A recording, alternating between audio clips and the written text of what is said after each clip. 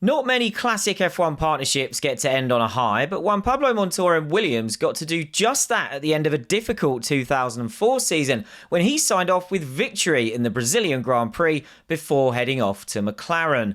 Montoya came out on top in a close run battle with his future teammate Kimi Raikkonen, while that year's dominant champion Michael Schumacher was nowhere on a scrappy final weekend of the season. It was also the weekend when David Coulthard said goodbye to McLaren after 9 years together. Jenson Button found out he'd be forced to stay with BAR rather than move to Williams for 2005, and F1 announced short notice rule changes for 2005 and the arrival of V8 engines for 2006. Boo. Joining me, Glenn Freeman, to look back on all of that and more, we have Ben Anderson and John Noble. Ben, kick things off for us. When you think of Brazil 2004, what's the first thing that comes to mind? I think back to being in the first year of university in Sheffield in my dingy, soon-to-be demolished halls of residence, crowded around a really small bedroom TV, tuned into the coverage, watching the race with new friends who weren't as into Formula One as I was and were kind of a bit puzzled while I was giving up this time drinking with them to watch a Formula One race in Brazil. Yeah, so you're trying to be the expert in the room. Again. Still trying. Yeah. How's that going for you 20 years later? It's a struggle. Yeah. John, how about you? I remember photos of a donkey on the driver photograph chair, which I'm sure we will cover later on. But primarily, Montoya's final win. I just think it was quite an intriguing time. End of one era for him, the start of what should have been a great new era. Didn't quite pan out that way. But I think, it ended what I thought was quite a fascinating chapter of Formula One, the Montoya-Williams spell. Yeah, we'll come back to that much later on. But the big news heading into the final weekend of the 2004 season came from the Contract Recognition Board, which ruled that Jenson Button would have to stay with BAR for 2005 rather than making his desired switch to Williams. We've covered this in great detail with the help of then BAR boss David Richards in our Button 2004 episode back in season 3. So we'll just touch on it briefly here to refresh your memories. Button said he was disappointed to have to stay at BAR and he believed he was advised slightly incorrectly, while Williams felt vindicated by the CRB accepting a significant number of Williams' arguments and Williams were not ordered to pay BAR's costs. Button told Nigel Roebuck in December that he didn't regret his reasons for trying to move, and Frank Williams said Williams had no regrets either because it felt Button was a driver worth challenging for. Richards said in Brazil that BAR and Button had repairing to do behind the scenes, especially as so much of this dispute had been aired in public. John, on that final point, did you think that the Button-BAR relationship could be repaired, especially as at this stage Williams and Button were still adamant they'd just get together instead for 2006? I think it would have been tricky if things had carried on, because clearly Jenson and DR didn't see eye to eye on many things. I think different personalities, different eras. DR had been through multiple kind of relationships and flashpoints of drivers in his career and wasn't afraid to, stand firm in he went. In the end, DR left BAR at the end of the season when Honda came in. And obviously Honda's conviction to join BAR would have alleviated one of Jenson's concerns about wanting to leave because he's worried it wasn't a manufacturer team and Williams had better set. So I think in the end it worked out because DR left and you could kind of park all those frictions away with new team boss Nick Fry and closer relationship with Honda. So I think it was quite easy. But I think it would have been more difficult if DR had stayed around and rolled on into 2005. Also handy that early in 2005, I think everyone in the paddock had wind of the fact that Williams were probably about to lose that manufacturer's status with BMW. But this ruling left Williams still looking for a second driver to partner new signing Mark Webber, as Juan Pablo Montoya and Ralf Schumacher were off to McLaren and Toyota respectively for 2005. Test driver Antonio Pizzonia, who stood in for 4 races earlier in the year when Ralf was injured, he was in the running for the seat, but so was, bizarrely, two-time world champion Mika Hakkinen.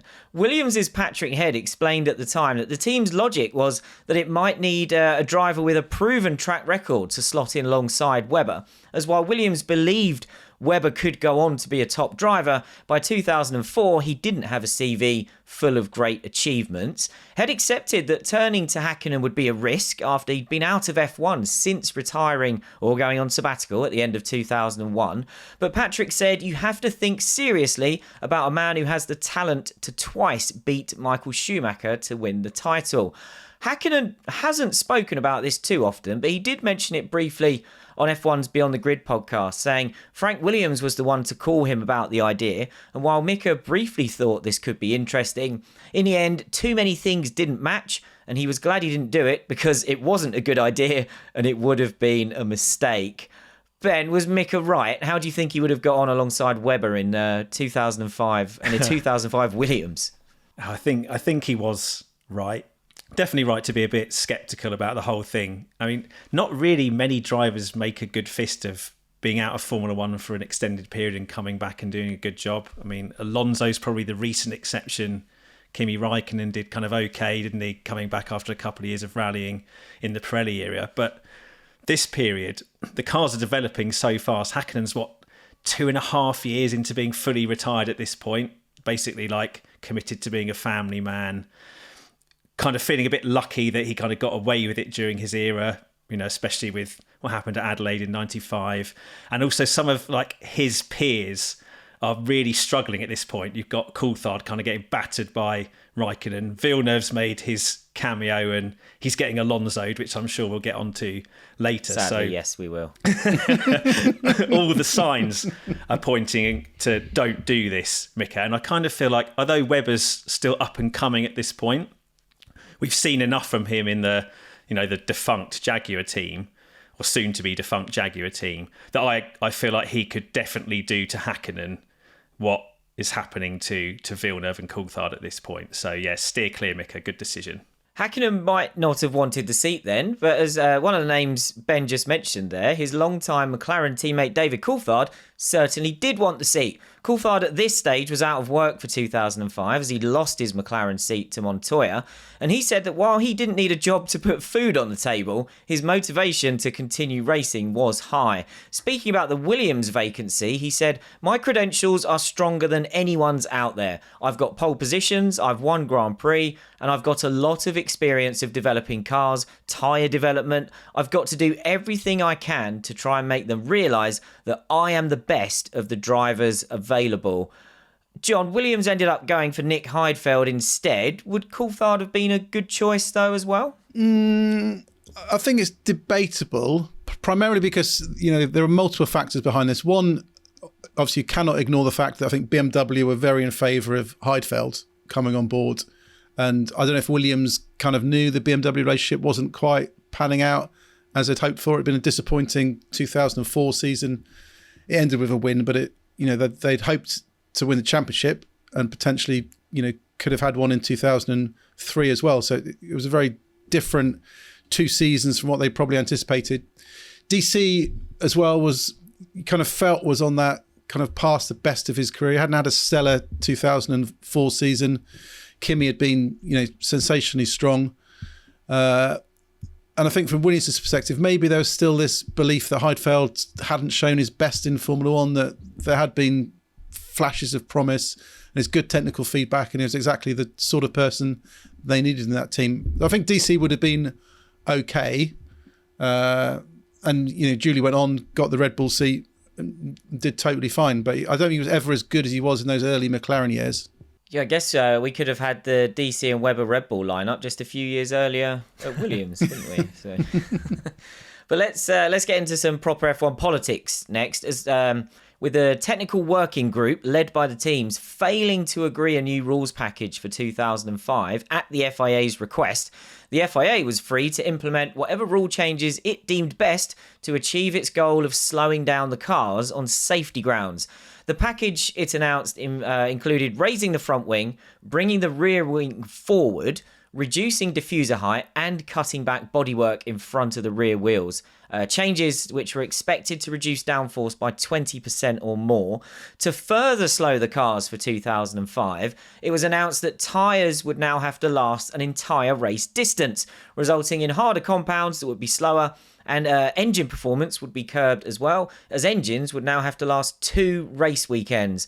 Most of the teams reacted to this with little more than a shrug, as it wasn't the bodywork or tyre rules that they were disagreeing on, so they'd seen those changes coming. Ferrari's Ross Brawn called the changes sensible and necessary. He said that everyone in F1 understood that periodically you need to slow the cars down, because if speeds weren't pulled back, you'd start to run out of space on the circuits. Ferrari and Williams said that when they first tried the 2005 aero package in the wind tunnel, they experienced a 30% loss of downforce, but tech bosses estimated they would probably get that loss down to around 15% by the start of 2005. Ben, what did you think of these moves to slow the cars down for 2005? And, we're at the end of 2004's season here, so this is seriously short notice as well. Yeah, the short notice bit is weird because you've got all this politics going on in terms of Max Mosley saying, well, actually, we've kind of agreed all of this already. It's just the paper that's not been signed. And it seems that a lot of that is because there are other changes, which I'm sure we'll get onto, wrapped into it. And Ferrari are feeling a bit picked on at this point. And there's definitely this element of trying to peg them back after a season of yet more Schumacher dominance. At the same time as that, you have got to one of these cyclical points in F1 where basically the cars are so fast, like faster than ever. There's a great stat at the start of the race where James Allen says, well, the Baumgartner time in the Minardi at the back of the grid would put him on pole by a quarter of a second the previous season. And in 05, Alonso's pole lap is 1.3 seconds slower than Barrichello's pole time. So they do succeed in kind of achieving their aims of slowing the cars down properly. I checked, interestingly, another track, Canada, where Ralf Schumacher's on pole, and his time in the 04 season would have put him 14th on the 2025 grid ahead of Ollie Behrman's Haas. Wow. Which just shows you how quick the cars were getting. And I don't remember, obviously Ralph had he had a bad accident this season, missed a lot of races, still finished ahead of DC in the points, which maybe indicates why Williams weren't so enthusiastic about signing him at the end of this season. But there's a point where you think, well, actually, we're not far away from somebody having a really bad accident. I mean, Schumacher has a massive off in practice at this race, and it's really nasty. He's quite lucky to kind of get away with it unscathed. And as Braun indicates, so you get to the point where the cars are so fast, you've got to change all the tracks. So the easiest thing to do is change the cars. And it's a shame because I always like it when the cars are really going super fast, and I feel that's like more challenging for the drivers. But inevitable that the FIA would step in, especially if you then have the chance to kind of peg Ferrari back and reset the championship order. While all the teams were largely okay with the 2005 changes, there was a bit more disagreement over the big change that was coming for 2006 when, I feel sick just saying, just thinking about this, V10s were going to be replaced with 2.4 litre V8 engines. BMW, Mercedes and Honda had already signalled their unhappiness about this, as they didn't want the cost of building brand new engines and just wanted to stick with the V10s. Not quite as catchy a podcast name, but I'm all for it. Another reason some of the manufacturers were upset was that the V8 rules prescribed several areas of the engine's design. The V angle had to be 90 degrees, a minimum weight of 95 kilos was set, the cylinder bore could not exceed 98 millimeters, and cylinder spacing was fixed at 106.5 millimeters. The FIA explained that the reduction in cylinders to V8 was a sure way to reduce power, and that the additional technical restrictions will limit the rate of power increase, with predictions stating that engine power would be reduced to around 700 brake horsepower with the new engines, while the V10s would be expected to hit 1,000 brake horsepower by 2006 otherwise. The FIA also said that the new restrictions on engines were comparable to the way chassis design was more strictly regulated, adding, such restrictions have by no means stifled technical development of the chassis, but they have prevented uncontrollable increases in performance. Ross Brawn was a big supporter of this logic, saying that F1's technical regulations in 2004 were around 40 pages, with 39 of those pages dedicated to the car and only one to the engines. John, what did you think then of the news that F1 was going from V10s to V8s for 2006? Yeah, I think it was one of those points saying, well, this is actually going to be quite sad because, this was the peak loudness of engines, the peak moments. I remember standing in the Monaco tunnel, for example, I think back in 2002 or 2004, I can't remember which year, but there was a Coke machine, basically. The cars were so loud and the vibrations and energy inside the tunnel was so much that you couldn't actually stand by the circuit without this shield of this Coke machine. So I think I've still got a photo of you somewhere by this Coke machine just to try to protect you. Just cannot believe the Did they not have earplugs back in 2002 to 2004? You had to carry a Coke machine with you to survive Formula One spectating. Yeah, it's quite a trek all the way from the media centre into the tunnel carrying this Coke machine with me. I mean, ultimately, V8s were still spectacular. And if we hadn't lost V10s, obviously bring back V10s couldn't happen because you wouldn't want to bring them back if they hadn't gone. So it probably was actually the moment that made this series. But also from Max Mosley's perspective as well, he felt there were two critical dangers for the future of Formula One at the time costs were going up. One he said openly was if a car went into a crowd, then he think that would be the end of Formula One. I think the European governments wouldn't accept, such a sport anymore, and that would be the end of it. And the second was environmental concerns that governments would clamp down if it was, flamboyant and didn't care about the environment, or at least making a nod to more sustainable engines. So the shift to V8s slowed the cars down, ticked that box on safety a little bit along with the cars. It ticked the environmental box because it showed a movement in the right direction. And it also brought down the simplicity. I think Mosey talked about a meeting that took place that summer where Norbert Haug, Mercedes boss, reckoned that collectively engine manufacturers are spending $1.5 billion on engines at that time, which he felt was absolutely ridiculous. So they needed a way to do it. And I think the better way to do it was to shift engines and make things more standard than try to hem it into products that are already well honed. So it didn't sound great at the time, but I think the V8 era was still a pretty good one. Yeah, we do a fair number of V8 episodes. They're always well received. There's plenty of drama, and they didn't sound as good. They still scream, don't they? They still scream. They scream. They don't quite sound. I didn't carry a Coke machine with me around the Monaco track, so. Well, it's probably saved your back then, at least, so you were better off with the change. Ferrari were happy with more restrictions, but Honda certainly weren't. Honda Racing Vice President Otmar Szafnauer, Ben's podcast ally, said fighting in an engine formula that was not very restrictive was one of the main reasons Honda was in F1. And he added, once you start restricting it, the challenge goes away. This is not what Honda is here for. Otmar said Honda would fight this in every way we can. And he said they would be discussing it with the FIA to hopefully come to a better solution. Although he followed that up with, we'll do that first before we pull out. Honda always pull out of F1 eventually. I don't think that would really scare the FIA, would it? He said Honda wanted to stay committed to F1 and that quitting was the easiest thing to do, whereas Honda wanted to do the hard thing and fight for what we believe is best for the sport. He added, we joined the sport because it was the pinnacle and a challenge to our engineers. When that changes, I think you should fight it. Honda got some backup, although not quite as passionately, from its Japanese rival Toyota, whose technical director Mike Gascoigne said that Toyota as well wanted freedom of engine regulations. Gascoigne agreed with Honda's stance, saying freedom to put technology in the engines is one of the reasons Toyota came into F1. Ben, was the FIA right, though, to start tightening up the regulations around engine technology? I think in some senses, yes. I mean, John touched on the performance element, the safety element, that all kind of ties in together with the cars.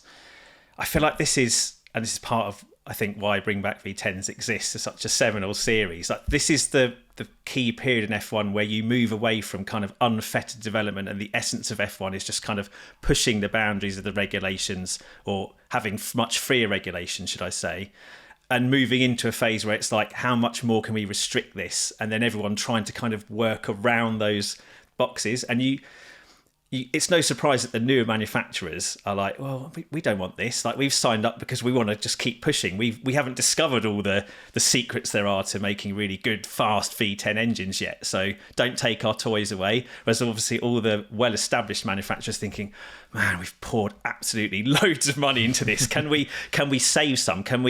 What's the point of us all designing? I think there's 7 manufacturers at this point. Why are they all spending millions on, designing the same fuel injector system or the same piston, some kind of basic component that they're all kind of doing the same thing? It will be something more basic than that. I'm sure those were quite key components at the time in terms of engine design. So you have the classic tension, like winding back to kind of 2000, you can see the trajectory of F1 going more and more about manufacturers, get more engine manufacturers in, they start taking over the teams, more independent teams fall by the wayside, and everyone thinks, yeah, this is great. And then you get to the point where it's like, well, now everyone's spending a load of money, the cars have got really fast, everything is getting a bit unsafe. And at this point, Jordan are basically on their knees, Minardi are not long for the hill, and obviously Jaguar are about to go under, one of the manufacturer teams. So I think it's got to that critical point where the FIA is thinking, if we don't step in and sort this out, we could end up with a 16-car grid, and third cars are being talked about at this point. That's one of the options that's being considered for David Coulthard to extend his F1 career. So there's a properly chaotic fork in the road where they kind of have to kind of get a grip on things, I think. But I do think it goes against what F1 was at this point. Related to all of that, in fact, there was more rules-related politics during this weekend because 9 of the 10 teams released a statement together saying they had agreed to a set of cost-cutting proposals for 2005, primarily aimed at cutting back significantly on testing. The 9 teams, you can probably guess, everyone except Ferrari, agreed with Bernie Ecclestone, who chaired the meetings, to limit themselves to 10 days of testing during the season, with 4 hours of free practice on Friday to make up for some of that. God, you wouldn't want to have to report on that, would you, from our side of the fence? It was also agreed that Bernie would talk to Bridgestone and Michelin to seek their assistance to eliminate the majority, if not all, requirements for tyre testing. The 9 teams said in a joint statement that such a course of action will ensure the long-term health of the sport and its participants. However, unanimous agreement was needed to bring these changes in for 2005, and the aim was to get Ferrari on board over the coming weeks. FIA President Max Mosley welcomed the team's efforts, telling The Times that he had been trying to get the teams to take cost savings seriously for 3 years, so he viewed this as a step forward that they were now thinking along these lines.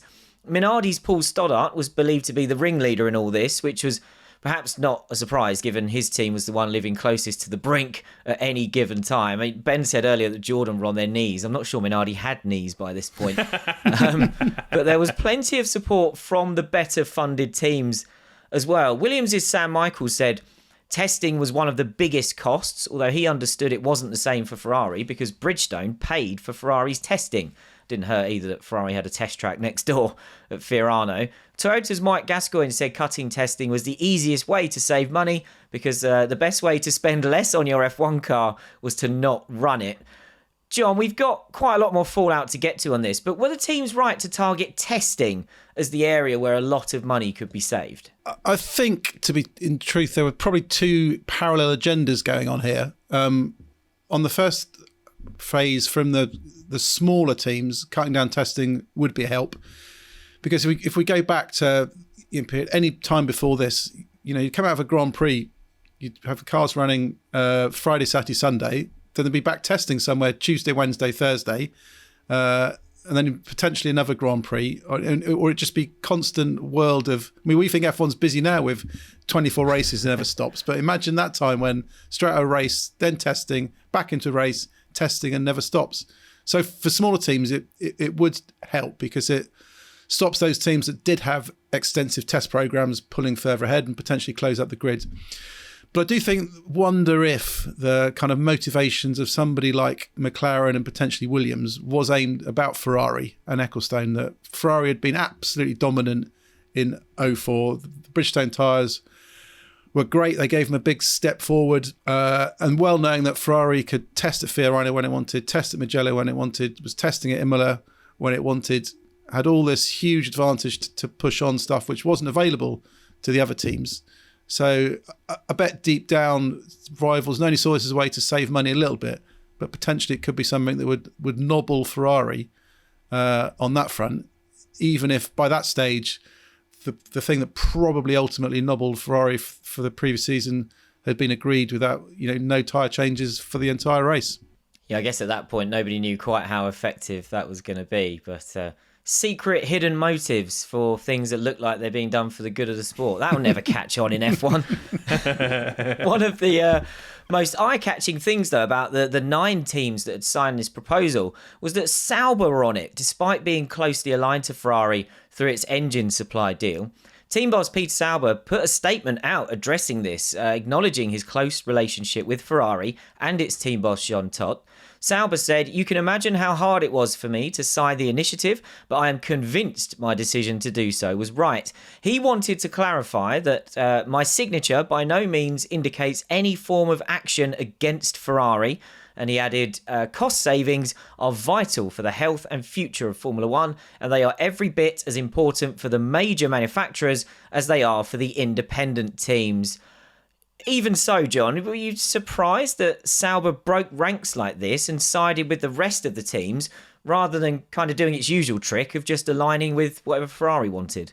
Yeah, it's unusual for teams to kind of break pacts with their supplier, because often, the politics were divided by the manufacturers voted this way and the customers would fall into line, and that's how you carved up all the votes. But I think if there was one team boss who had conviction himself and his own personal beliefs would stand above any relationship like this, it is Peter Sauber, because he always, throughout his career, even though he's quite, he's very calm, placid person who doesn't, give big sound bites or shout off in the press, would be he's quite a humble man in the paddock. Actually, he had his principles and he stood up for what he believed in. So I think he potentially was, maybe one of the very, very few team bosses who would willingly do this. Obviously knew it would cause trouble, which is why the statement had to come out. But I think it was done for the right reasons, not because he didn't support Ferrari, not because he wanted to break away from Ferrari or was annoyed Ferrari, but because he believed this was the right thing for his team and the right thing for Formula One. So what did Ferrari make of all this then? They were not impressed at all, and Jean Todt went on the attack against the rest of the teams. He said he was not invited to the Saturday meeting when all of this was agreed, although it was reported that when he was in the Friday meeting, there had been a major argument involving Williams' Patrick Head. Surely not. Todd said what was presented was not sensible and that the statement released by the other teams could be thrown away. He called them unprofessional, saying they were acting emotionally rather than pragmatically and logically. He repeatedly queried if the extended Friday practice sessions would require teams to use their race weekend engines, now that those engines would have to last 2 weekends from 2005. And he said if that was the case, then nobody would do any running in those sessions to save engine life. He also felt that reducing testing wouldn't help the small teams save money, as most of them didn't test anyway, I guess because they couldn't afford it. And he called out the teams who had voted against these proposals just a week earlier in an F1 Commission meeting, but now had apparently changed their mind. He warned F1 against undervaluing the input of Bridgestone and Michelin, the tyre companies, and he said that the FIA's power needed to be re-established in all of this, as he felt some teams only called on the FIA when it's convenient. Perhaps most pointedly, he said to Italian media that when Ferrari wasn't winning, nobody was making coalitions. McLaren's Ron Dennis pointed the finger at Ferrari, saying that he had been trying for several years to highlight the true obstructions to change in Formula One, and that now it was clear that there are a significant number of teams who are prepared to embrace change, and that the majority of teams are deeply frustrated. Ron said that the other teams were so fed up with coming up against a stone wall that this time they decided to just walk around it to see what could be done. Some of the politics was fun in this era. Ben, what do you make of all that? Did Todt and Ferrari have a case against the other teams? Well, they've been picked on, aren't they? And he's not very happy about being picked on. So from that sort of broad perspective, Yes, he does. I think it's kind of weird that he's saying the FIA needs to re-establish its power, because this feels like it's got Max Mosley, Bernie Ecclestone, Unity all over it, and like basically strong-arming the teams to do what they want. So I feel like the FIA's very much got its footprint all over this. So Todd, so Ferrari's got the biggest budget, it's got the test track, it's got the cosy relationship with Bridgestone. Like this, it just to me shows what an arms race the whole thing's become by this point. And you've got, I think, probably two groups. You've got teams, and I put Sauber in this camp as well, despite their alliance with Ferrari, who are properly up against it. They're feeling the pinch of just this escalating performance levels, costs, everything. And their very survival is being called into question if something isn't done. And then you've got the opportunists like McLaren and Williams, who probably also don't have the same budget as Ferrari. So there's a bit of like, yeah, this will suit us in terms of just curbing some of the excess, but also it's really going to knock them down.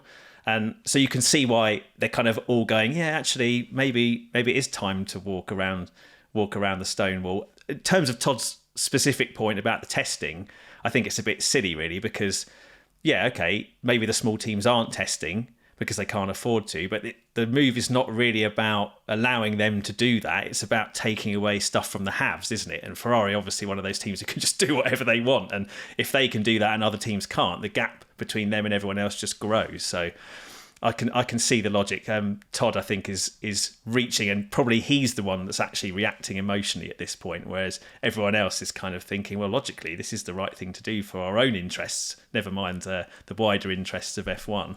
John, you covered a lot of Jean Todt arguments and controversies when F1 politics would come to the fore. Whether you agreed with him or not, did you kind of like the way he would, when he needed to, so publicly fight his corner?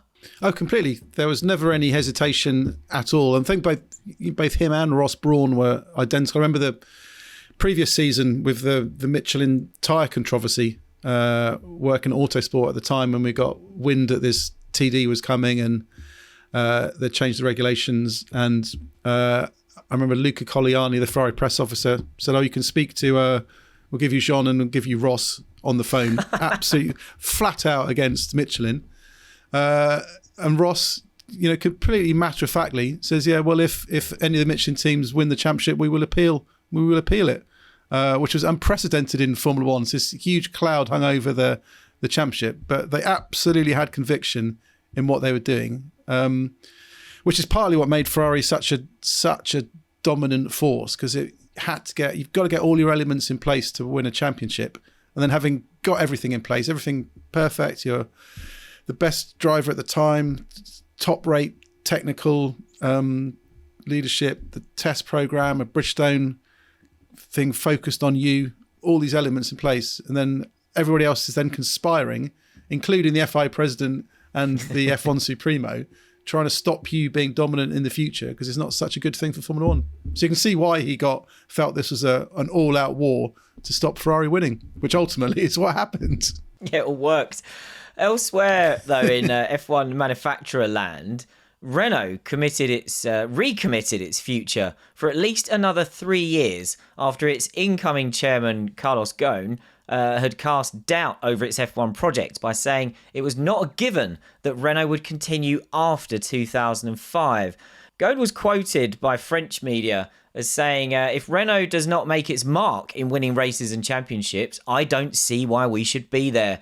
But Renault's F1 president, Patrick Faure, said driver and sponsor contracts were being signed to cover 2005, 2006 and 2007, which he felt showed we are there long term.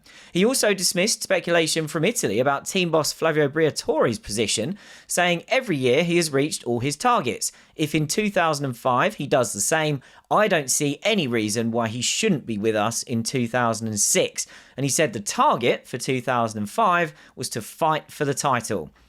Briatore said he was pleased with how the team was hitting its targets up to this point, but he clearly felt the need to call for some patience, adding, it's important to bear in mind that Renault is still a young team and we must make solid progress without rushing things. It's when you try to do things too quickly that mistakes are made. We must not try to progress too fast. In F1, the one ingredient you cannot buy is time.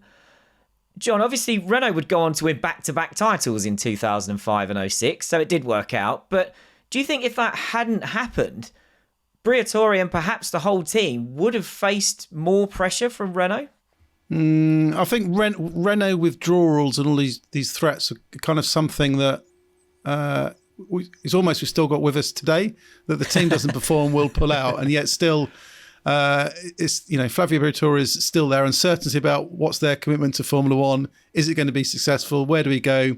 What's Flavio Briatore's future? It's all the same topics. But I think deep down... Ghosn hated it all the way through, didn't he? Like this message of incoming, what are we in Formula One for if we can't win? Like that, at least he was consistent. Yeah. So I think if they hadn't achieved the success they had, it probably still would have carried on, because Flavio and Fernando would have achieved, I'm sure, a degree of success. I don't think they could have predicted the step up for 2005 and the circumstances of, Ferrari falling away a bit, that Renault engine tyre combination with Alonso just working so perfectly. So factors definitely went their way that weren't in their direct control for that season. But even without that, I think the project was doing enough to maintain its presence. Renault was so heavily invested in Formula One, always surrounded by doubts, but always carried on. I mean, until, ironically, the Singapore 08 moment, which was only done because certain factions of that team were worried that Renault was going to pull out if it didn't win a race. And that was the moment that got Renault out of Formula One temporarily. But I think the manufacturer had always maintained a presence in Formula One, whether it was just as an engine supplier, whether it was a full-on team. So I think it would have carried on in some form. I don't think if they hadn't won the title in 05, it was finished for Briatore and for Renault. But it is quite funny that 20 years later, that Flavio quote could have been pulled up and run last weekend, couldn't it? Well, except that he wants them to win the championship next year, doesn't he? So he's reversed his position in terms of time. Now he thinks it needs to speed up. Well, he's older now. He's become less patient. A team going in the opposite direction to Renault by the end of 2004 was Jordan, which was well and truly on the brink. News reports at the time said Jordan was on the verge of doing an engine supply deal with Toyota, which Toyota said it was prepared to do because engine life was being extended to 2 weekends per unit, and because there appeared to be a crisis for supply with uncertainty around Cosworth following Ford's F1 pullout. Eddie Jordan revealed years later in his book that Toyota had verbally agreed to supply his team in 2005 at the previous race to this in Japan, but it would be a while before the details were worked out and the contract was signed. However, more significantly, Eddie also admitted that by the end of 2004, he was propping the team up with $500,000 a month of his own money. So he was looking for a way out that would secure the team's future. Eddie wrote in his book, "I could see the writing on the wall. I did not want to race in F1 without the hope and dream of being successful. I am an optimist by nature, but reality seemed to be setting in. My priority now was to protect my family and the staff and suppliers who had been so loyal. The last thing I wanted was to be a bankrupt hero. I began to feel disillusioned for the first time ever, because whichever way I looked at our situation, there was no way Jordan could win another race. There was a chance we might get lucky, but I was not prepared to wait another 4 years for a win. As it stood, Jordan had no chance of being successful." Ben, had F1 simply moved on from teams like Jordan by 2004? Yeah, I think so. I mean, over the previous 5 years, you've lost Prost and Ligier. They've gone. Arrows has completely disappeared. Stewart's sold up to Ford. Benetton's become Renault. Williams has partnered with BMW. Toyota's come in. BAR's about to become the Works Honda team. And although there's Sauber there kind of existing as probably the last respectable Mohican in terms of independent teams, I mean, they're about to become the BMW Works team shortly, aren't they, when Williams decides not to do it, and then Williams just goes downwards. So, yeah, I think Jordan's just an outdated model by this point. And there's a really funny moment on the Brazil grid where Martin Brundle collars Eddie Jordan, says, "Oh, I've just heard that Toyota saved your team and you've got engines for next year." And you can see Eddie kind of one of those switch moments in his brain where he's like, "Oh, that is happening, but I can't say it. I'm not allowed." And he just has to deflect and say, "I just want to say that the future of Jordan's looking a lot brighter now, a lot brighter." But it's a sinking ship, isn't it? F1's gone full manufacturer at this point, and they're spending so much money, they're even worried about how much the manufacturers are spending. So teams like Jordan and Minardi at this point, I mean, they're just clinging on by their fingernails. Let's get to the track action then, and we had Rubens Barrichello taking pole position on home ground to the delight of the Brazilian fans, with Juan Pablo Montoya alongside him on the front row, Kimi Raikkonen third, and another Brazilian in Felipe Massa fourth on the grid for Sauber. The BARs of Jenson Button and Takuma Sato filled row 3 as they closed in on securing second in the Constructors' Championship ahead of Renault, who had Fernando Alonso 8th on the grid, just behind the Williams of Ralf Schumacher. And we'll come back to what the second Renault was up to later.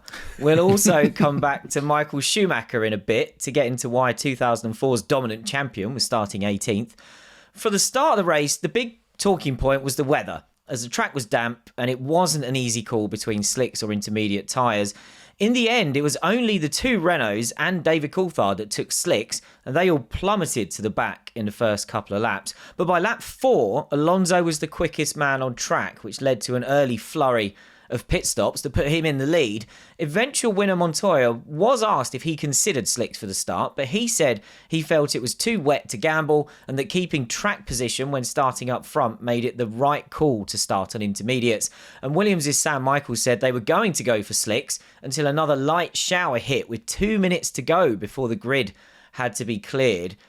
Ben, given that it only took Alonso 4 laps to be quicker than everyone on the Inters, were slicks the way to go for the start? Yeah, it looks that way. I mean, he does the fastest lap on lap 5, and that triggers the leaders to basically go, "Oh yeah, we've made the wrong decision here." And you get this nice moment for the Brazilian crowd where Barrichello's leading and Massa's second, and it's like, "Hey!" It's cheering for the home drivers. I'm a bit surprised that, given there was so little riding on this race, that others didn't go for the gamble.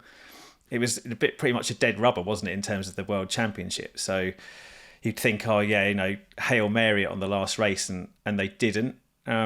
Maybe also there's a bit of Alonso heroics at play too, because I think it's only him, Coulthard and Villeneuve who go for the slicks. Yeah. So most people go for the conservative option, and it's really only Alonso who's doing the stunning lap times. Like by the time he gets into the lead, which I think is lap 7 once the stops have cycled through, Villeneuve's 18 seconds behind, Coulthard's 20 seconds behind. So if you were judging based on those two, you probably would have thought, oh, I've made the right choice starting on Inters, because it would have taken probably another 3 laps before you think, oh yeah, we're crossing over now, and that's about a short first stint. So I think that's Alonso making the difference, and it's a shame really for him that the car just isn't on the pace. Like there's Montoya, Raikkonen, and probably Barrichello. They're just on a different level in this race. So even with the advantage of that kind of head start, Alonso can't really get into the victory fight. It's also the obviously you had refueling, didn't you? So Alonso, while he's on the right strategy, he ends up in a kind of strategic no man's land, because he can only go as far as his fuel tank will allow. Then he's got to pit anyway, so he doesn't necessarily get to keep reaping the benefits of, oh, I've ended up in the lead, I'm on slicks. Also, I think there's onboard footage of his first few corners, and it is like he is driving a completely different category. And so I can in that exact moment when Alonso can barely get around a corner and everyone's driving past him, I bet everyone on the Inters was going, we've made the right decision here. It's a good point though that it's perhaps only Alonso's brilliance that makes that call look like the right one. In the end, though, the early pit stops the other guys made for slicks proved decisive in the race outcome. Barrichello had just retaken the lead from Raikkonen after the Ferrari's Bridgestone intermediates were a little slow to wake up on the opening lap. But Raikkonen and third place Montoya came in together on lap 5, while Barrichello and Massa stayed out, briefly to the delight of the crowd, as Ben mentioned. Montoya attacked the pit speed line on the pit entry so much that he nearly slid into the back of Raikkonen, and with a slightly faster stop, he ended up side by side with the McLaren down the pit lane. Raikkonen stayed ahead thanks to being on the inside when they got to the left-hander that starts the pit exit in Brazil, but Montoya was right under his rear wing as they rejoined the track, and when Raikkonen went to the inside to defend down at turn 4, Montoya easily drove around the outside of him to get ahead, and Raikkonen admitted afterwards that he was a bit too careful on the braking. John, talking of being a bit too careful, with the amount of time Montoya made up at the pit entry and then the pass when they were back on track, are you surprised that Raikkonen was almost being timid during this pit stop phase? Yeah, it is quite amusing, but I can perfectly understand it from Montoya's perspective, because you can just tell by the language of those two cars that Montoya knew that his next race was some teammate was going to be with Kimi Raikkonen. So there's obviously a statement of intent to be laid down by who wins this race, because obviously Schumacher was well out the picture and they both had the car to win. And you can tell when they come out the pits, I mean, Montoya is absolutely determined to try to get around the outside of him on the pit exit. And although the international feed randomly cuts out to it, it's got a potential battle for the lead unfolding the pit lane. And then it cuts to, I think, a Schumacher pit stops and misses it all, then misses them coming out the pits. And even the replay of that doesn't happen for like 20 laps or something. But yeah, so Montoya, you can just tell by the way that car looks, is absolutely determined that he will put it on the line to get past Kimi and basically gets the slingshot coming out the pits, better speed, and swoops around the outside almost with no effort. Kimi didn't make his life difficult at all. So quite strange. I'm sure Kimi wouldn't even have thought about, I can lay down a marker here for next season. He'd have just been quite happily going on with his car and probably believing that they had the pace, because they'd potentially come into that race with the quickest car, and especially with the two-stop. And if it had stayed a two-stop, that race probably would have won it, but circumstance wasn't in his favour that day. Yeah, just caught napping, I think. From there, the race was all about Montoya and Raikkonen streaking away from everyone. Once Alonso made that first refueling stop out of sync, as I mentioned earlier, and Alonso was in a different race, really driving around on his own, and he never really had the pace to get himself back on terms. Montoya built up a lead of nearly 4 seconds before the next round of stops, and nearly 6 seconds before the final stopped. But Raikkonen was fueled longer, so he had 5 laps on low fuel to try to make that gap back up. And he almost did it, coming out just over a second behind Montoya. From there, he chased Montoya all the way to the flag, but couldn't find a way through. So Montoya claimed victory by a second in his final race for Williams before moving to McLaren to be Raikkonen's teammate. Montoya said it was fantastic to give such a good end to these 4 years at Williams, and he said he was thankful to Frank Williams and everyone at the team. He also said it was fitting to win in Brazil, as he'd felt robbed of winning there in 2001 when he starred on just his third F1 start with the team. The moment was so special to him that he ended up buying that chassis from Williams, although he said BMW wouldn't give him an engine to go in it, which he seems quite annoyed about. But was it fitting that the Montoya Williams roller coaster should be one that ends on a high note rather than a low note? You're allowed to keep the car, but you can't have an engine so you can drive it. You just have to park outside your house. Yeah, I was genuinely pleased he won this race. I even remember at the time, because this was the Walrus Nose season, wasn't it? So yeah, for Williams most converted. Yeah, they converted back to a sort of sensible looking car, and I thought, okay, this is good. It's nice to see kind of Williams resetting and getting back to it. And Montoya, he was one of these total maverick drivers, and I felt kind of like the ideal fit for that team. On his day, capable of basically smashing everyone and doing genius drives. I always think of Germany 03, where he won by like a minute, and like those kind of races, you just thought, this guy could be the best guy ever, like the best driver on the grid, definitely, but he just could never string it together. He was like, I've got super peaks, but I only have like maybe 4 over the span of like 3 years. I think at this point, you've got him and Kimi so close in this race. Ron must have been like, yeah, I've really nailed this. I've got like the absolutely 2 best drivers at the end of one season. What could possibly go wrong? Yeah, what could possibly go wrong? They're going to join my team. And he's even quoted, I think, as saying, we can get so much more out of Montoya than Williams have. But he just didn't understand that actually as chaotic as it was, Montoya was a much better fit with an old school team like Williams, where they could kind of just let him be who he wanted to be, let him put on weight if he wanted to. Ron trying to sort of McLarenise Montoya was absolutely the worst thing for Montoya's F1 career, and it was just doomed to fail, basically. I remember that Ron had a media dinner. I think it was the time when the McLaren Technology Centre had just opened. So it's like the first event that took place. And a couple of things stood out from that, although whether this is history merging 3 separate days together, I don't know. But on Montoya, he talked about how it was like training a stallion, that he'd have absolutely zero problem training the stallion and would make him absolutely brilliant and perfect and wouldn't cause issues, which didn't happen. The second one was Ron was showing us around the McLaren, I think it's Paragon at the time, and referred to all the windows between the race bays that you could see, but refused to call them windows. They were vertical optical interfaces. Of course they were. And the third point was he had this media dinner in brand new carpets up in the in one of their offshoot rooms, but the chair legs had all kind of cut into the carpet on the very first trip, so obviously hadn't been fully optimized, and that caused a bit of consternation at the end of the lunch. Did you have to take your shoes off before you trod on the carpet as well? Not quite that bad.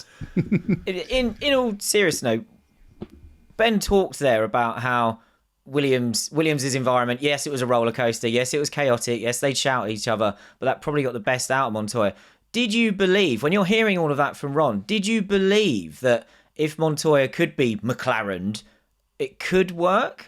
I think there was a belief that Montoya, if you could get out of Montoya on his great days, if you could gather all the time, then he could be this superstar. I mean, I remember that Brazil 2001 race, when he did that opening corner move on Schumacher after the safety car restart. He thought this is someone who's ready to get his elbows out against Schumacher. He's going to go far. He happy to chomps off against people in the press as well. So not afraid to take victims, get involved in trouble. It was great fun to deal with. So you just thought this is the new Messiah for Formula One. He's going to be absolutely fantastic. But it fell flat slightly because the Williams environment both helped him, because I think he operated much better in an environment where he was the underdog. But that only works if you're getting a car that's capable of fighting up there. And I think there was this constant clash between Frank and Patrick and Mario Tyson and Ralf Schumacher and the English elements of a racing team and the German manufacturiness. And Montoya was kind of stuck between all these at times. So I think it could have worked at McLaren. And there were definitely times at McLaren where he looked brilliant and back at his best. But I think, again, it was the consistency. And I think it was obvious from day one. Tennis. Obvious from day one that he and Ron Dennis were never going to see eye on eye on how they approached Formula One. There was just could not be more incompatible as lead driver and team boss in terms of what was expected of each other, and your kind of standards of behaviour and what you could do. And you could just see it winding Juan Pablo up more and more and more and more. And especially, if you start playing tennis on a motorbike or whatever you want to do, then you can see the relationship just doesn't get off to the start it needed. Behind the top two then, Barrichello recovered from pitting a lap late for Slicks to claim third place, which would be the only home race podium finish of his F1 career. Meanwhile, his teammate Michael Schumacher came home 7th, 50 seconds off the win. Schumacher had started 18th after having to take a 10-place grid penalty when he had to switch to his spare car and therefore run a different engine after crashing heavily in Saturday practice. He made no excuses for that, saying that while the track was bumpy, it's been bumpy all weekend. And then in the race, he made decent progress in the early laps, only to spin at the Senna S after taking 9th from Christian Klein's Jaguar. Michael said afterwards there was no reason to be disappointed and that the main thing was for Ferrari to be proud of what it had achieved in a dominant season where the team won 15 of the 18 races. John, what did you make of Schumacher's weekend? A bit messy by his very high standards. Yeah, it is messy, but also Schumacher did have this kind of weird trait of once the championship was done, things would generally kind of tail off quite a bit because he'd been so dominant at the start of the season. If you took out Monaco, which he potentially could have won if he hadn't had the incident with Montoya in the tunnel, he would have probably won all the races up to Belgium, clinched the championship, and would have been the most dominant season we've potentially ever known. If that was someone like Max, you could then have seen him carrying on winning the final 5 races, and it's a complete lockout because this is just the nature of Max. Whereas Michael always had this, I don't know what it was, whether the intensity of the championship took something away from him or just starts thinking, well, I'll put all my efforts into next year now. But it was a very scrappy end to the season. And I think Brazil just became a microcosm of it, where it all went wrong in practice 4 with that crash, which then impacted the qualifying, which then put him too far down. And when he was trapped down the pack, there's just no chance of recovery and just a scrappy finish to the year. I wondered myself about this kind of Schumacher basically being on the beach, like checking out already because he's won the championship. But actually, it doesn't quite add up because if you look back previous few seasons, obviously 2003 was quite a close one, but 2002 he's pretty relentless even after wrapping the championship up quite early. And this season, the race before, he's on pole and he wins. So Brazil is actually quite anomalous in the Schumacher tapestry of this period.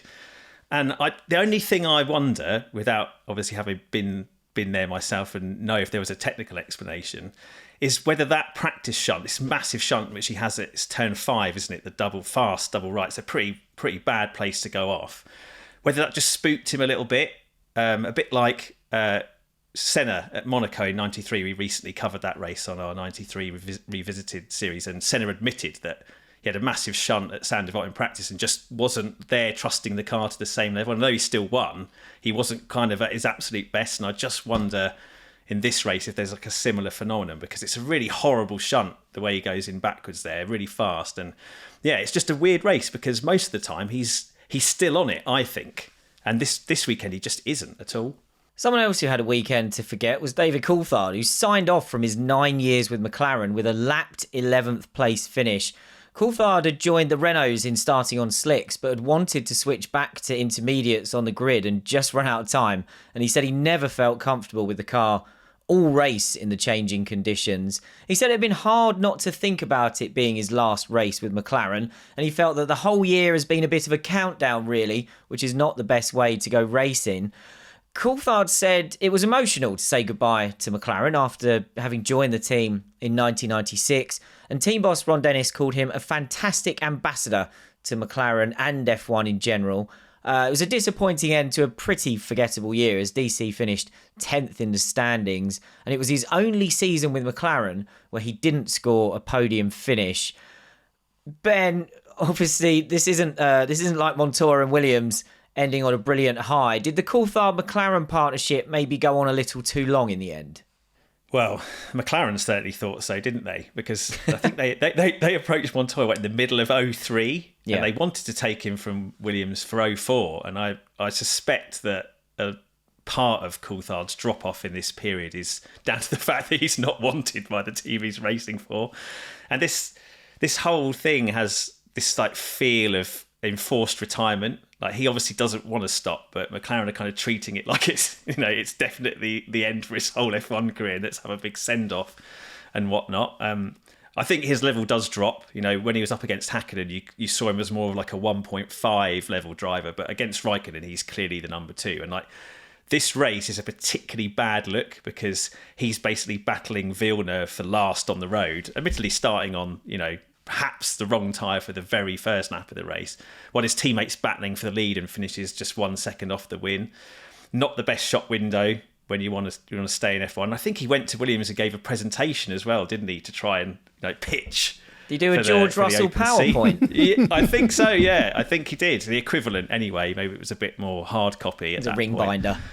But he was kind of wasting his time there because, as we said, they were keen on, or BMW were keen on Heidfeld, and I think Heidfeld had that test, didn't he, where he impressed Patrick Head by picking up some function in the engine that the race drivers hadn't, some flaw while they were driving the car. So yeah, Coulthard's his days look numbered, and it's only kind of the rescuing of the whole Jaguar project that kind of saves him. But at this point, he just looks done to me.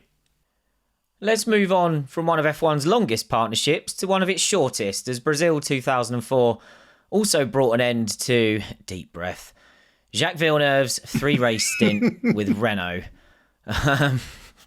I've so far resisted claims from, begging. Ed Straw begs me to do an episode on this. This is as good as it's going to get for now.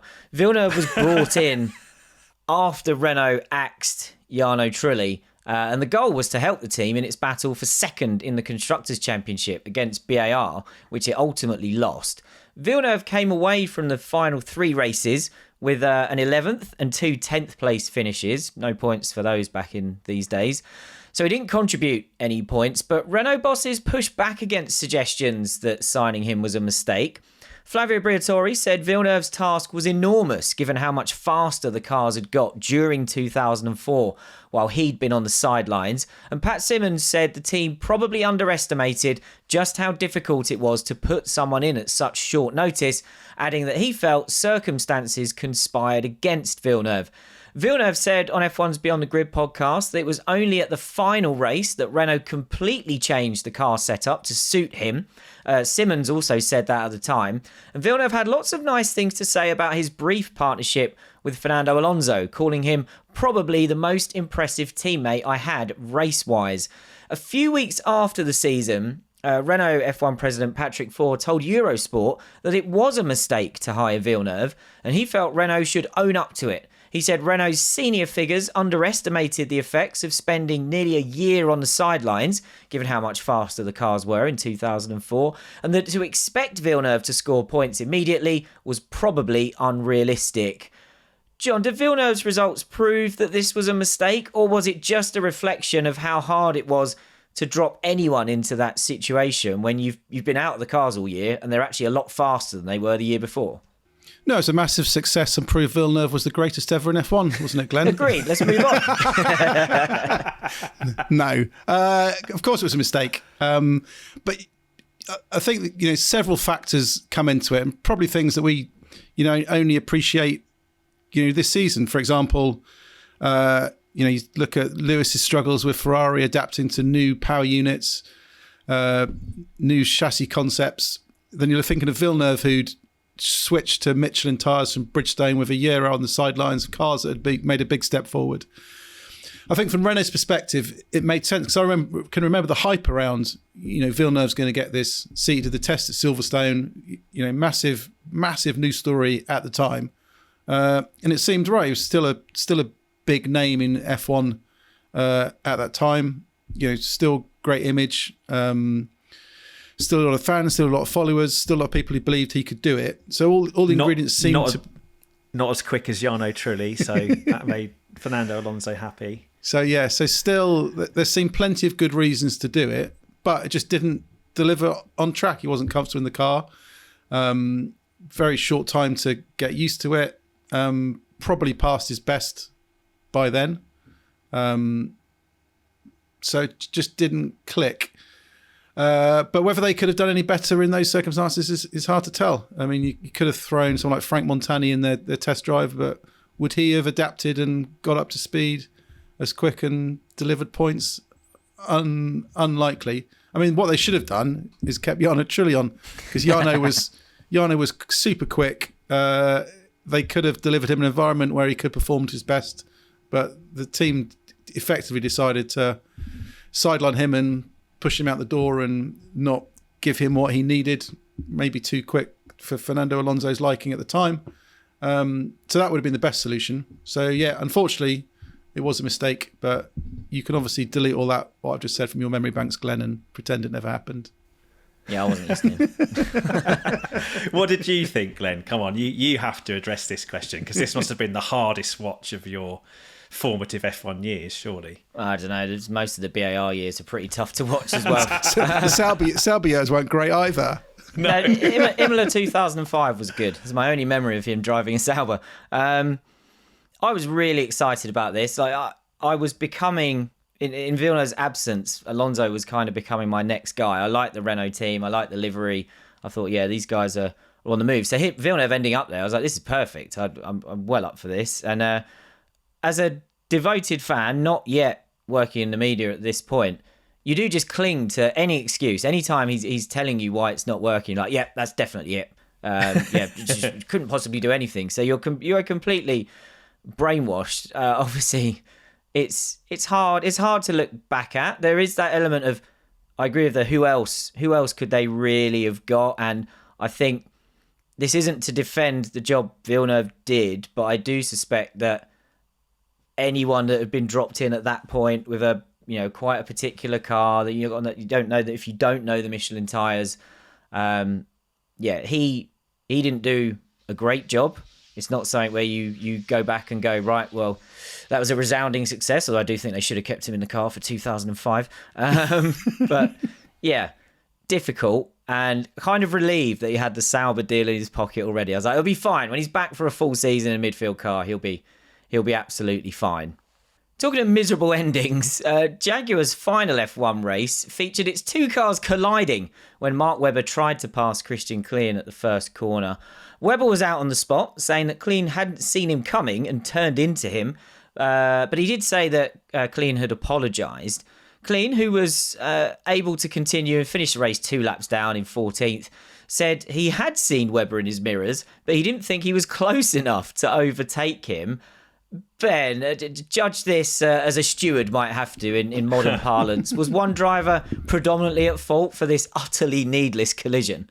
I think the way it played out is about right. It looks like one of those kind of classic slip it down the inside at the centre S passes, and Webber's really done the job, and Klein just chokes the space off. So presumably he's had one look, gone, oh no, he's too far back to come in on the brakes, and then by the time he's looked again, they've hit each other. So I think he was probably right to apologise, because Webber would have been coming, and he seems enough down the inside that he should have got the room. But I mean, at this point, who cares? Like, the team's going under, they're racing for nothing. Like, to me, it just looked like quite sort of perfectly shambolic end to quite a shambolic team.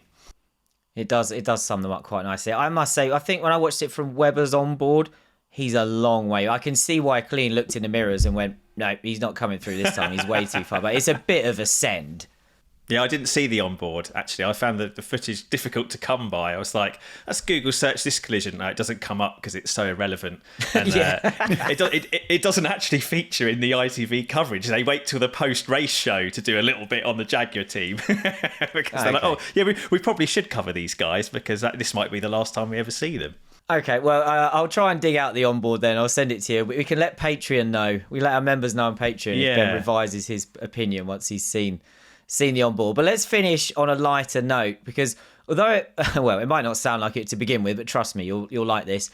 Jaguar team manager Dave Pitchforth said that half an hour after the race, the realisation set in among the Jaguar team members that their time in F1 could be over, as the team was yet to find a buyer. We're a few weeks away from Red Bull picking this team up, so at the moment it looks like it's completely over. Up to that point, though, the crew had been keeping spirits up over the final part of the season with, now, I said earlier, the Villeneuve Renault thing is much requested. That's really just from Ed. This is regularly requested from our audience. We're finally going to talk about it. The inflatable donkey that the Jaguar team started taking to races. I researched this way more than I should have, especially for a little end of episode segment. There are still a few gaps in the story, so if anyone listens to this who was involved in this nonsense, please get in touch with bringbackv10s at the-race.com. There's loads more we could do with this. Somebody at the Jaguar team won the inflatable donkey in a Shrek 2 competition that was run by Ribena, and the donkey made its way out to the Belgian Grand Prix with the race team, where he was plonked in various places around the garage to have silly photos taken. Supposedly, the race team were then told by management not to bring the donkey to any races again. That is so manufacturers in F1 in the early 2000s. No fun allowed. No donkeys. No donkeys. Except in the boardroom. Yeah. But with Ford pulling the plug on the team, the crew decided they'd do it anyway, and they set up a website called Donkey Does F1. The site featured many of the pictures that were being taken of the donkey, and eventually it started making its way around the paddock and mingling with the great and the good of F1.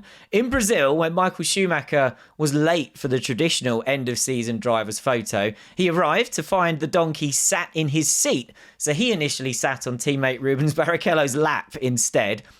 Every driver except Schumacher, who apparently wasn't asked, signed the donkey over the Brazil weekend, and it was auctioned off for children in need in the UK. Then a year later, somebody appeared on the Autosport forums claiming to be the person who won that auction, saying he had overspent considerably on it and was looking for someone to sell it on to. And there was a kind of please DM me message attached to that. As far as I'm aware, that's the last that was heard of it, in public at least.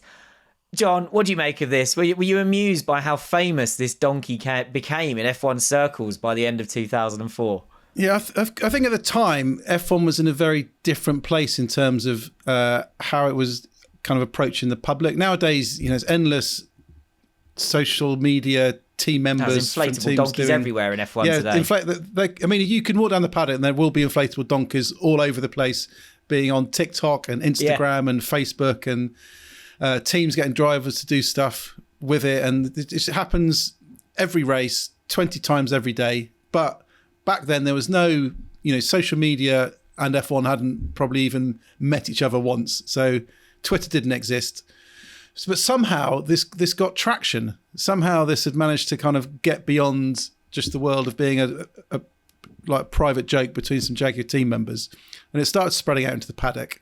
And I think the fact it was getting some traction on websites, getting news stories, the fact it was getting signed by people, it just became that first kind of almost a viral moment when probably viral definition didn't exist in the world at that point. So I think it was quite funny. It showed that there is a humorous side to Formula One that does exist, and everyone can buy into it. And I think the very fact the drivers bought into it by taking it to the driver's photo and then appearing on Schumacher's chair, and then Michael preferring to sit on Rubens' lap rather than sit on the donkey was good quite show funny. Of respect to the donkey. Yeah, exactly. Always got to look after the donkey, no matter what the Jaguar management says. So yeah, I would like to know where it is now, 20 years on. Is it still inflated, or is it now a kind of cracked, flattened piece in the back of somebody's cupboard? All the signatures have smudged off. Yes. Yeah, or it's been just taken to the beach and just floated around in the sea and all that sort of stuff. So lost at sea. Yeah, maybe we can. It's on the beach with Schumacher at the end of 2004. Maybe we can. Maybe we can try and track down the donkey. I think that would be quite a good thing to do. I love that description of it being something that went viral before that was a thing, and how difficult it was for something like this to catch on. Being part of the, I was part of the F1's online fan base back then. It was quite hard for these things to spread. Ben, were you aware of this at the time when you were at uni? Were you trying to fill your new mates in on, there's this inflatable donkey doing around in a paddock, you should check out his website? No, I have absolutely no memory of this at all. I was like, when you commissioned this episode, I was like, what? And I've looked up Donkey Does F1. That website's defunct now, so you can't. Have you found it on the Wayback Machine, though? You can, no, I haven't. No, I haven't. I'll send you the Mark Webber onboard and the Wayback of Donkey Does F1. But I did see the slightly awkward Mark Webber grid interview with Louise Goodman, where rather than talk about kind of, I guess it's a nice deflection actually in some way. So even though the management of Jaguar weren't happy with it, it probably did them some favours, because the last race for the team, they're not really talking about like how crap the team's been and all the negative stuff. They're talking about this donkey which Webber's holding on the grid and waving at the TV cameras. He's become so famous he gets his own interview on the grid. There we go then. That feels like the perfect place to end Brazil 2004. An inflatable Shrek donkey trying to steal Michael Schumacher's seat and joining Mark Webber for a TV interview before the race. As we've said, if anyone knows the whereabouts of the donkey or just more details about it more than 20 years on, do let us know. Thanks to Ben and John for helping us go back through the end of the 2004 season, a year that we've managed to do a surprising number of episodes on, given how dominant Schumacher and Ferrari were. I've found it a lot easier to find interesting stuff to talk about in 2004 than I ever can in 2002. That season is a real struggle. But next time, we're heading back 10 years to 1994 to go back in great, often painful detail over McLaren's explosive single season with Peugeot engines.